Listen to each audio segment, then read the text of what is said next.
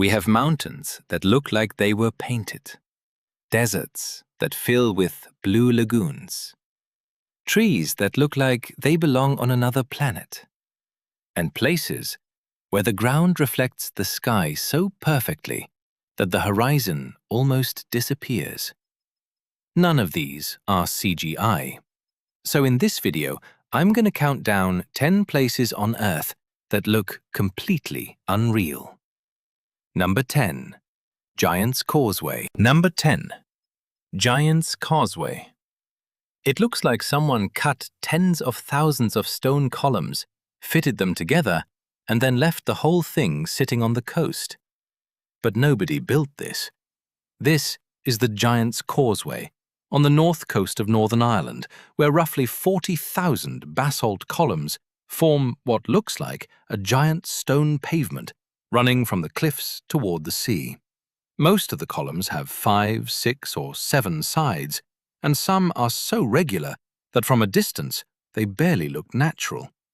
The explanation goes back around 60 million years, when this part of the landscape was being shaped by intense volcanic activity. Lava spread across the area and began to cool. As it cooled, it contracted and cracked. And those cracks didn't form completely at random.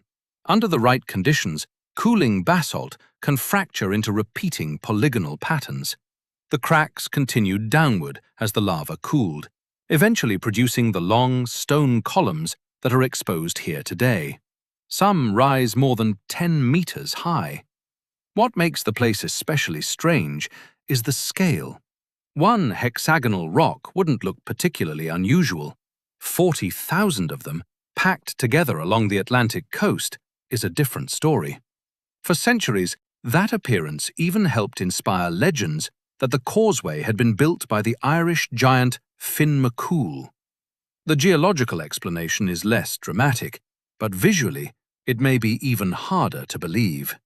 And if thousands of naturally repeating stone columns look suspiciously organized, number 9 takes that idea much further, because there, the landscape repeats entire hills. Number 9. The Chocolate Hills. From the air, this part of the Philippines looks almost too organized.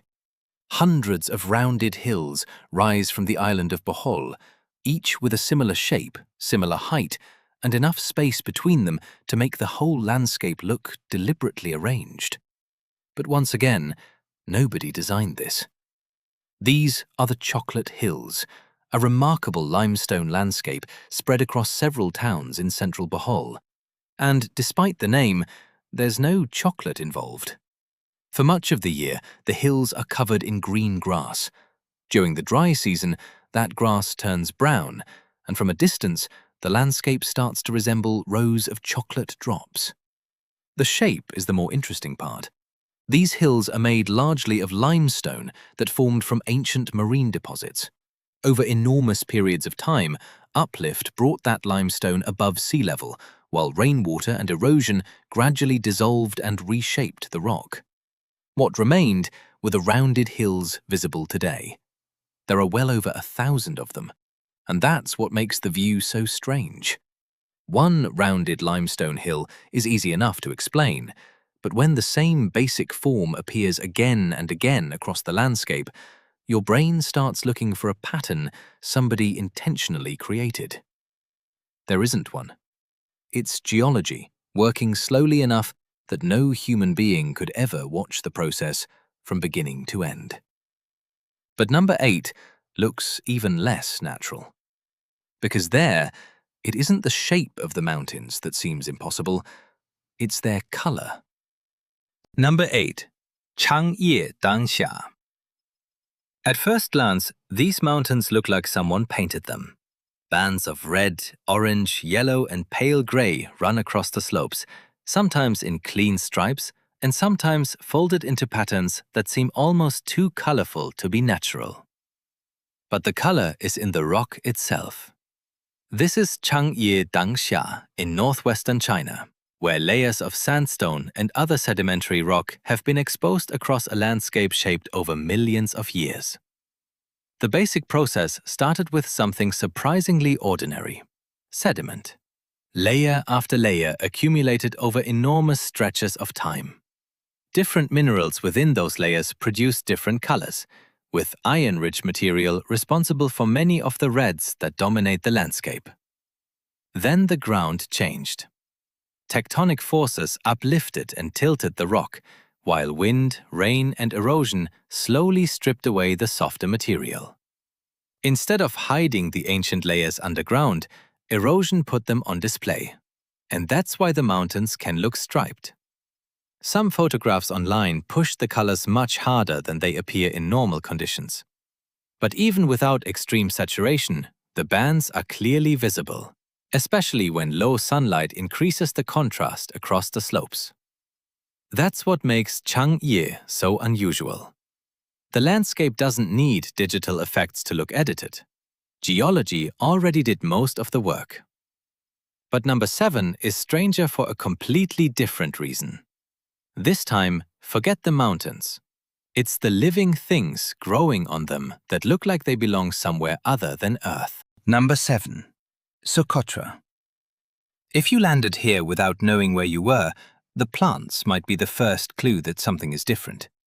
Across parts of Socotra, trees rise from the rocky ground with thick trunks and enormous, tightly packed crowns that look more like giant umbrellas than ordinary trees. They're called dragon's blood trees, and they really do grow here. Socotra is an island group belonging to Yemen, isolated in the Arabian Sea. That isolation has helped produce an extraordinary collection of plants and animals, including species found nowhere else on Earth. The dragon's blood tree is one of the most recognizable. Its unusual shape isn't just for appearance. The dense crown helps provide shade and can reduce water loss in an environment where moisture is limited. Even the name comes from something real. Cut into the tree and it produces a dark red resin that has been collected and traded for centuries. But the trees are only part of the story. According to UNESCO, more than a third of Socotra's plant species are endemic.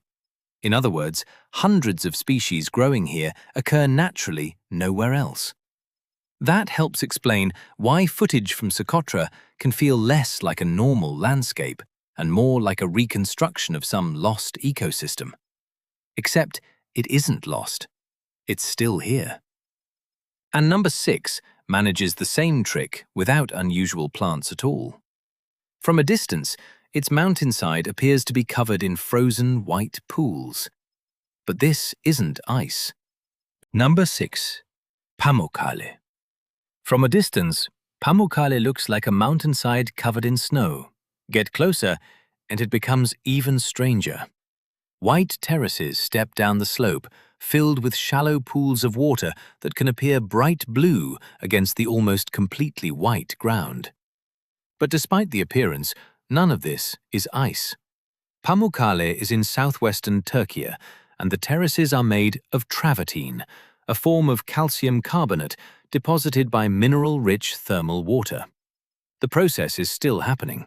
Water rising from underground carries dissolved calcium.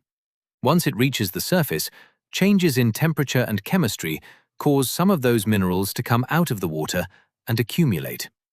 A tiny deposit doesn't look particularly impressive, but repeat that process over thousands of years across an entire hillside, and you get something that looks more like a frozen waterfall than exposed rock. And people noticed these springs a very long time ago. The ancient city of Hierapolis was established above the terraces, and its ruins still overlook Pamukkale today. So in the same landscape, you have a natural geological process and the remains of a settlement that grew around its thermal waters. That's part of what makes the place so convincing on camera. Your eyes keep telling you it's snow. The water tells you it can't be. But number 5 takes that visual confusion in the opposite direction. Instead of brilliant white terraces filled with water, it has black, dead trees standing against some of the tallest red dunes on Earth. And somehow, the whole thing looks like a painting. Number 5. Deadvlei. This looks less like a real landscape and more like somebody painted 3 colors onto a canvas.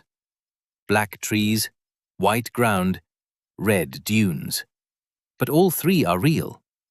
This is Deadvlei, a clay pan in Namibia's Namib Desert, surrounded by enormous sand dunes. The dead trees are camel thorn trees, and they tell the story of a landscape that used to be very different. Hundreds of years ago, water from the Tsauchab River could reach this area, creating temporary conditions where trees were able to grow. Then the dunes shifted. They eventually blocked the river from reaching the pan. The climate became too dry for the trees, and they died. Normally, dead wood eventually rots away. Here, there was a problem. It was simply too dry. The remains of the trees were preserved instead, standing in roughly the same place centuries later, their trunks darkened by the intense desert sun. And then there's the background. Some of the surrounding dunes rise hundreds of meters above the desert floor. When sunlight hits them, their orange-red sand can form an almost perfectly flat wall of color behind the trees. That's why photographs of Deadvlei can look strangely artificial. There's almost no visual transition between the black trunks, pale clay, and towering dunes. It looks staged. It isn't. And number 4 replaces this almost completely flat landscape with the opposite. Thousands of stone pillars rising vertically through forests and mist. Number 4. Wulingyuan.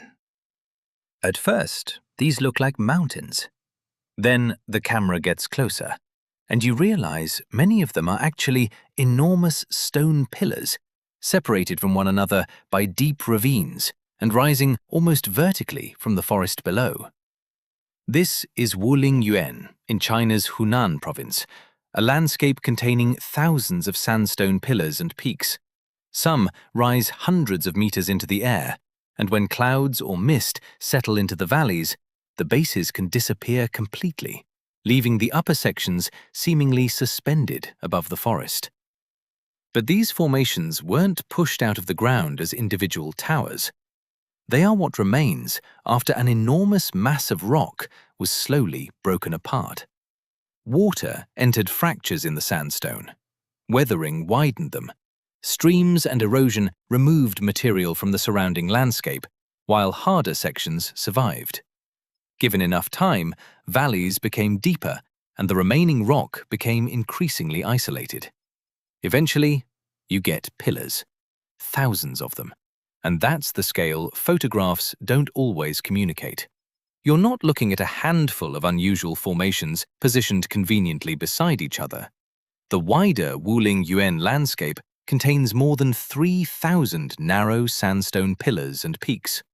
From ground level, they can feel like walls. From above, they look like a stone forest.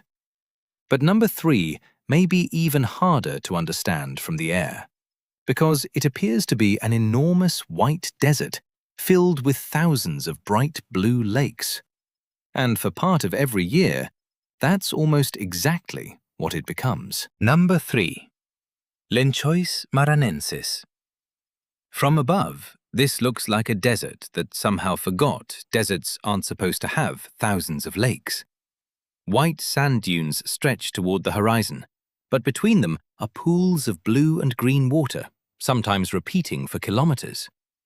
This is Lençóis Maranhenses in northeastern Brazil, and the first strange thing about it is that this isn't technically a typical desert.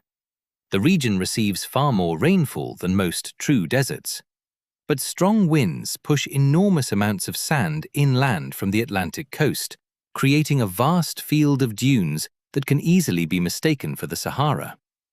Then the rainy season arrives. Water collects in the low spaces between the dunes, and because layers beneath the sand can limit how quickly that water drains away, temporary freshwater lagoons begin appearing across the landscape. Some grow surprisingly large, others disappear as the dry season progresses. So the landscape is constantly changing. The dunes move with the wind, The lagoons expand with the rains, and months later, many of those same pools can be gone. That's what makes aerial footage of Lençóis Maranhenses so difficult to place. Your brain recognizes the dunes as desert. Then it sees water everywhere. Both are real. But number 2 removes almost everything. The dunes, the vegetation, even the visual boundary between land and sky. Under the right conditions, you can stand there and barely tell where the earth ends. Number 2. Salar de Uyuni. There are places where the horizon is hard to see. Here, it can disappear almost completely. This is Salar de Uyuni in Bolivia, an enormous salt flat stretching across more than 10,000 square kilometers of the Altiplano. For much of the year, the surface is dry and bright white, broken into geometric salt patterns that seem to continue forever. Then the rains arrive. A thin layer of water can spread across parts of the salt flat, and because the ground is extraordinarily flat, that water doesn't always collect into ordinary-looking pools. Instead, it forms a vast, reflective surface. Suddenly, clouds appear beneath your feet. Mountains can seem to float on the horizon. People cast almost perfect reflections, and in some directions, the boundary between the ground and the sky becomes extremely difficult to pick out. It's one of those rare landscapes where the famous photographs don't require an imaginary explanation. The effect really can look that strange. But it isn't permanent. The mirror depends on the right amount of water, weather, and location across the salt flat. Visit under different conditions, and Salar de Uyuni can look completely different. That's part of what makes the footage so remarkable. You're watching an ordinary layer of rainwater turn one of the flattest landscapes on Earth into something that barely looks physical. But number 1 doesn't erase the horizon. It rises above it. A massive wall of rock climbs through the clouds, ending in a summit so flat that it looks less like a mountain and more like a piece of another world. Number 1. Mount Roraima.